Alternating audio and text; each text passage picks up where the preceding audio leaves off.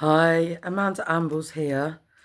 I just want to give a little bit of an update about the World Heritage Status bid and the continued scoping of this exercise.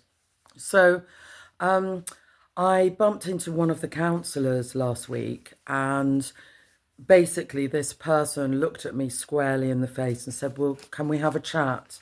So, I do appreciate that there is some communication with us directly.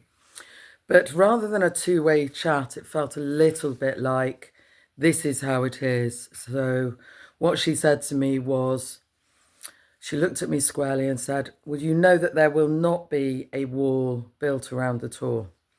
And I just basically said, well, you can't tell me categorically that that won't happen. Yeah, that was interesting. And then I was alerted to a leaflet that has been put through many people's doors. I personally haven't received it, but somebody shared it with me, and I think it's to try to put things in perspective from their perspective. And they're basically saying we're in the early stages of exploring what WHS might be able to offer Glastonbury.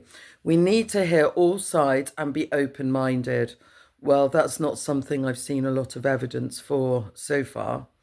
You may have heard a few negative stories. Well, yes, there is such a thing as UNESCO side worldwide. If you're a Guardian reader, if you're at all sort of clued up about heritage tourism, you will know about that. So let's think about 8 possible benefits that you may not have heard. So here we go. They're saying World Heritage status was set up to provide a higher level of protection and conservation for internationally important heritage sites.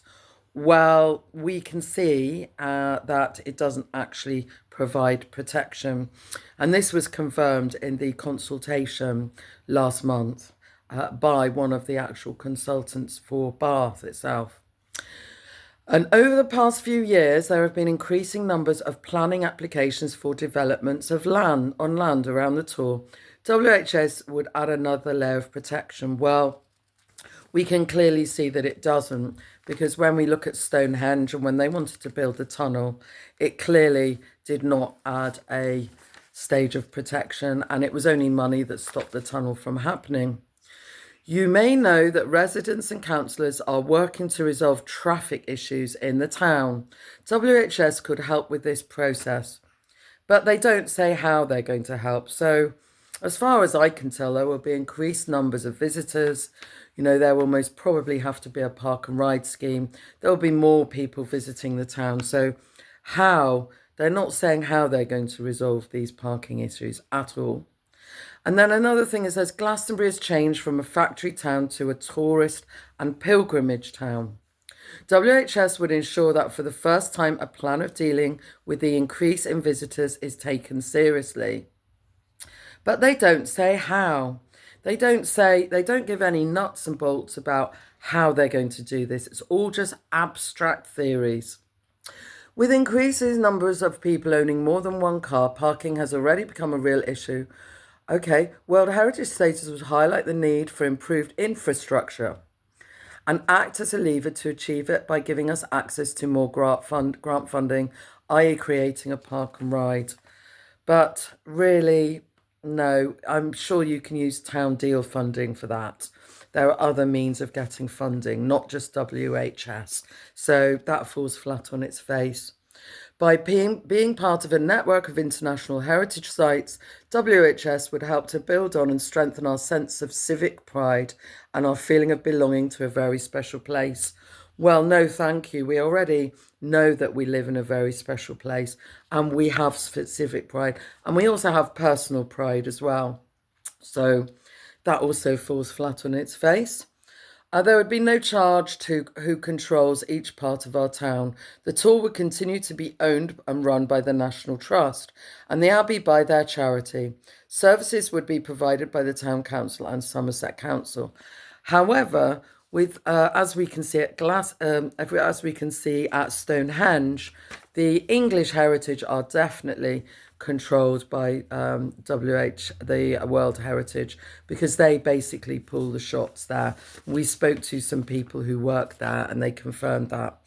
So anyway, I think it was a really, really poor way of trying to get people on their side, because they're making these statements, but they are not substantiating any of them. And it seems that for the working group, they're saying that they want us to be open-minded, and that they're saying that we need to hear all sides. But the evidence is so far at any of the consultations that they're not interested in hearing our side. Okay, they completely put down our flyer that we went to great cost and effort to flyer the town with. And also we have to prove that they are not communicating by gathering up all the emails, all the communications we've had over the last year, to prove to them that they are not communicating with us. So there you go, a little bit of an update. The Working Heritage Exploration or Scoping Working Party will only have a few more meetings, and the actual consultants are going to come up with their findings, and I just hope that these are going to be accurate findings. Okay, well, thank you so much for watching, and I just thought I'd keep you in the loop about what's going on with World Heritage in December 2025.